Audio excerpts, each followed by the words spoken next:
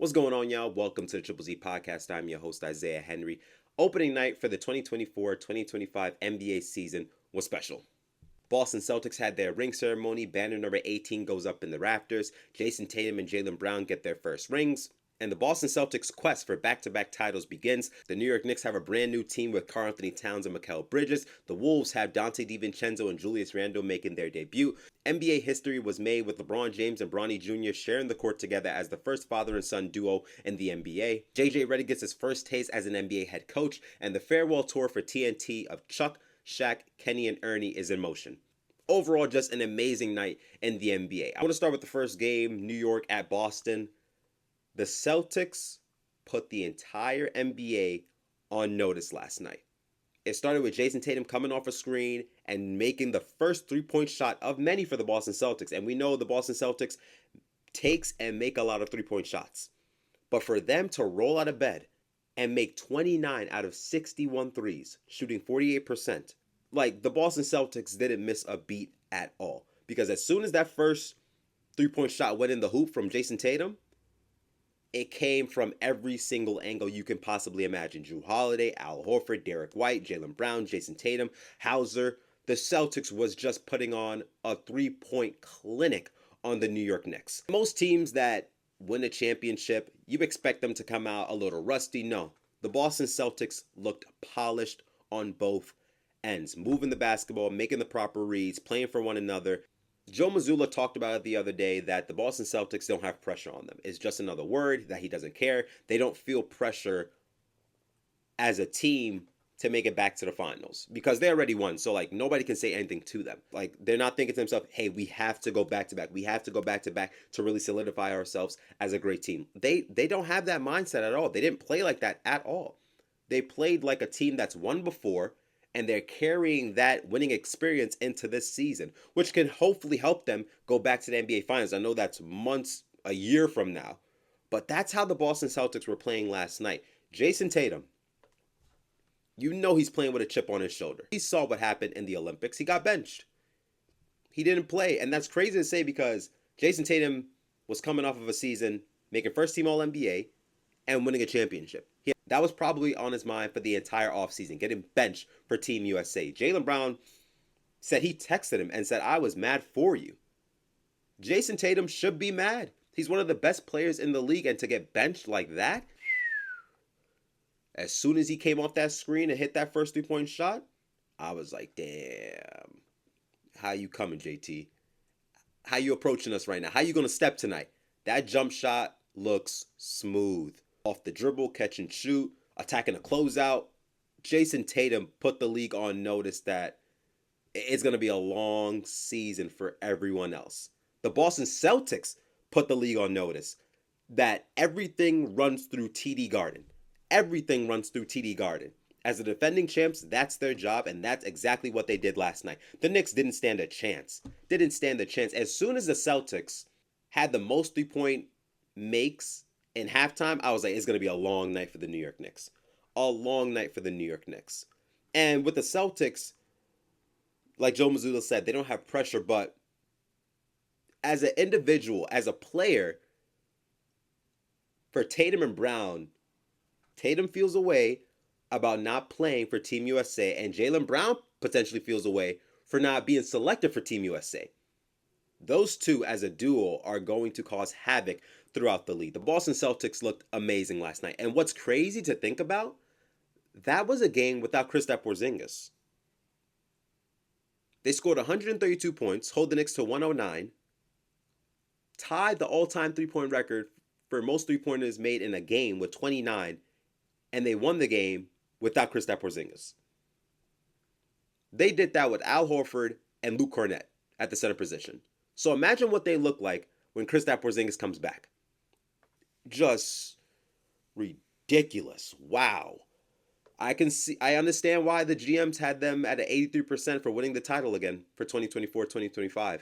I obviously see that. Yo. It was just a barrage of threes. Like, it didn't make sense. Jrue Holiday, Derek White, Jason Tatum goes 8 of 11. Jaylen Brown goes 5 of 9. Like, everybody was shooting that shot. What was funny, though, They have the record. It's the fourth quarter, and like they're going for it. They're going for it, and they should go for it. Like if you're having a spectacular night like this, opening night, you just had your ring ceremony, banner number 18's in the rafter, everybody got their rings, their jewelry. Come on now, like, and you have the opportunity to break a record like that, the 3-point shot record for most 3-pointers made in the game. Go for it. I just found it funny that they missed their last 13 shots from three.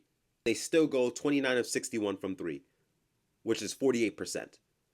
They missed their last 13 attempts from three, and they still shot 48% from three. That's crazy. I do like how Boston, they had one final possession left with 35 seconds left because Hauser, Pritchard, Tillman attempted a step back three. They were going for that record. They wanted to hit the 30 mark for the record for most 3-pointers made in the game. I liked how Peyton Pritchard just let the clock run out because at that point you missed the opportunity. You missed your opportunity. Like, have some self-awareness. You attempted 13 3-point shots and you missed them all. Let's not go on a path where you're looking like the Houston Rockets missing 27 3-point shots in a row. Let's not do that. So I like how Boston accepted their fate. They missed their opportunity and they just run out the clock. I like that for them. But for the Knicks, that has to be concerning defensively because Tom Thibodeau, we know he's a defensive-minded coach, but to give up 132 on opening night and for the Celtics to put up 61 3-pointer attempts, Tom Thibodeau has to be disappointed with the Knicks right now. Disappointed. Karl-Anthony Towns made his debut. It was quiet. It was solid. It was nothing crazy. A lot of him in the post. He was posting up a lot, and then there's a few moments where he was able to, stretch the floor and hit a three. Mikal Bridges, I don't know what's going on with his jump shot. I really don't know. I don't know what's going on with that jump shot. Like in preseason, he was 2 of 21, and then opening night, 2 of 7. So I don't know why he changed the jump shot. When he was with Phoenix, he was a great 3-point shooter. Before he got traded to the New York Knicks, he was a career 38% 3-point shooter from three. Now, with him changing his jump shot a little bit more, I don't know what to expect from Mikal Bridges. He's still going to be one hell of a defensive player, but offensively, if that jump shot can't go in, how are you going to provide for the New York Knicks offensively? Because they're going to need that. It's like Jalen Brunson, we know he's an elite level scorer. He's a 5-level scorer. Can post up, can score in isolation, 3-point shot, mid-range, can attack the rim. He's a great scorer. Karl-Anthony Towns can space the floor, hit a couple of threes. He can put it on the floor. He can post up a little bit. He has a nice touch around the rim. He can score as well. But players like OG Anunoby, Mikal Bridges, McBride had a really good game. 22 points off the bench. He was really efficient as well. He had a really good game off the bench. And hopefully he can keep that up because the Knicks are going to need that from McBride coming off the bench. They're going to need a consistent scorer they can rely on. But like I said, OG Anunoby, Mikal Bridges, they're not scorers. They can hit some shots here and there, mid-range 3-point shots. They can get to the line. But Mikal Bridges is seen most likely as the third scorer. Because for Mikal Bridges, they're going to call his number a few times throughout the game. And if that jump shot's not working, that just puts New York backwards instead of moving forward. Because you gave up a lot of draft picks, a lot of draft capital. Jalen Brunson made that sacrifice for 113 in the offseason to get somebody like Mikal Bridges on this squad. If they're not able to get some shape or form of Mikal Bridges when he was back in Phoenix, when he finished third in Defensive Player of the Year, and offensively he was really good, moving without the ball, cutting towards the rim. He was an elite corner shooter from three. Like, if they're not able to get that, the Knicks have a lot to think about. Moving on to Timberwolves versus the Lakers. Lakers get their first win on opening night. That hasn't happened since 2016. JJ Redick, okay, like he's getting his first taste as a head coach. He went deep into that Laker roster. Jackson Hayes, Max Christie, Bronny, Dalton Knecht. Who else was on that court? Gabe Vincent, like trying to figure out what his rotation is going to be like. Who's he trying to give most minutes to? How is he going to defer minutes between like the rookies and some veterans? But like, let's say Dalton Knecht is playing better than some veterans. How are you gonna compromise on that? I was impressed. I was impressed with the Lakers last night. They came out with a ton of energy.